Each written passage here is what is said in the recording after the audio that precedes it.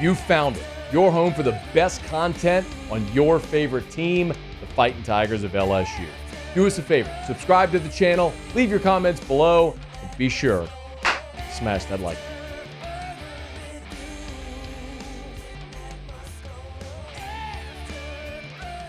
Congrats to Jayden Daniels, who, man, he is going to need to add on to his house, condo, apartment, whatever it may be. He'll need a full-on trophy room. He's already won the Unitas Award. He's been named the Associated Press SEC Offensive Player of the Year, first team All-SEC. There are many, many, many more awards coming, including the Heisman on Saturday. Add another one today where the coaches voted Jayden Daniels the SEC Offensive Player of the Year. So another great accolade, a superlative for Jayden Daniels in a season where they were aplenty, and what's one more? And there will be many, many more, actually, as we move throughout this week of awards and that rubber chicken circuit. But as you look at Jayden Daniels, as they say, to the victor go the spoils, and he is reaping the rewards of all of his hard work right now, and it's justifiable.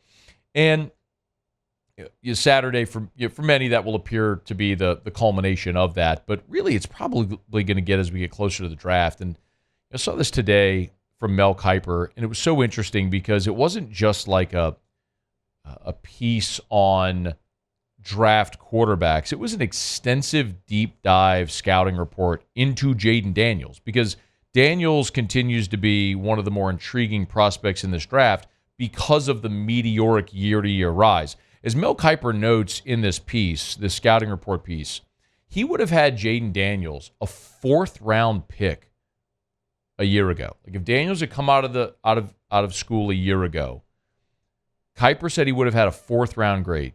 Now he's got a first-round grade and could still rise even higher in round one and really cement himself after Caleb Williams and Drake May as 1-2.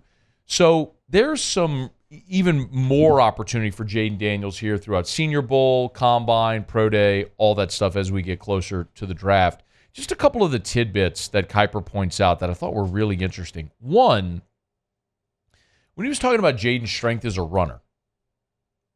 So the NFL, we know, has evolved over the past decade. You just see less of the prototypical pocket passers, right?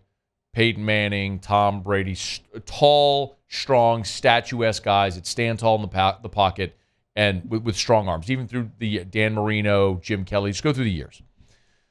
And you're seeing more dual threat guys where quarterbacks, because of a lot of the rules protecting quarterbacks, running quarterbacks have become in vogue. And I think it also, my theory on that is it just starts at the younger level.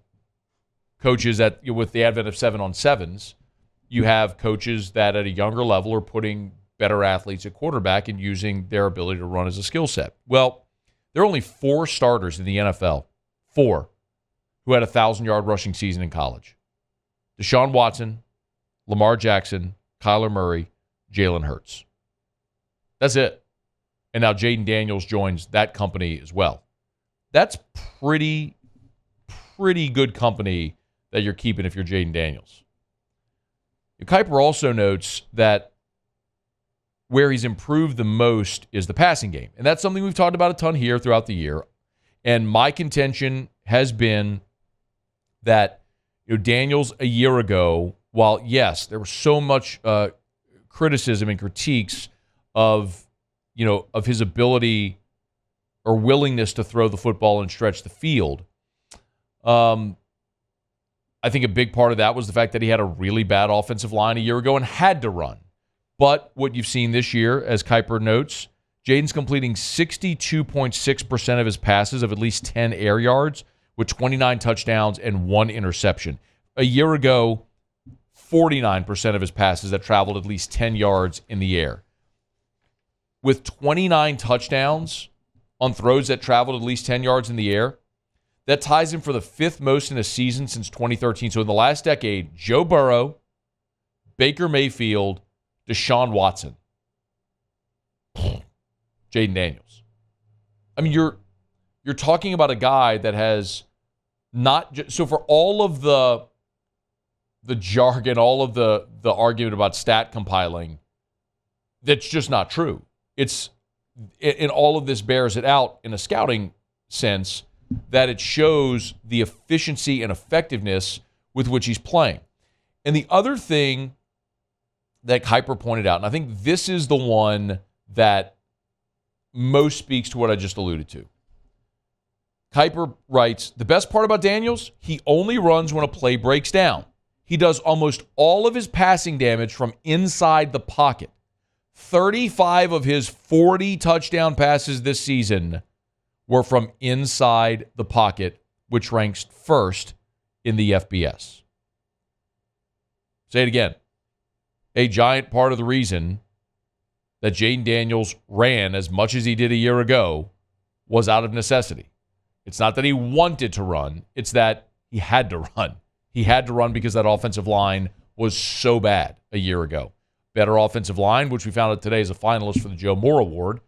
It's given Jayden Daniels a cleaner pocket, and now you've seen the results. Now, if there is a knock where he'll be scrutinized, as they point out, one is he's got to protect himself, as they note. There was also, as Kiper noted, scouts that will wonder if Jayden Daniels' jump came because he was throwing to Brian Thomas and Malik Neighbors. How much of his success was because he had two top-flight NFL receivers?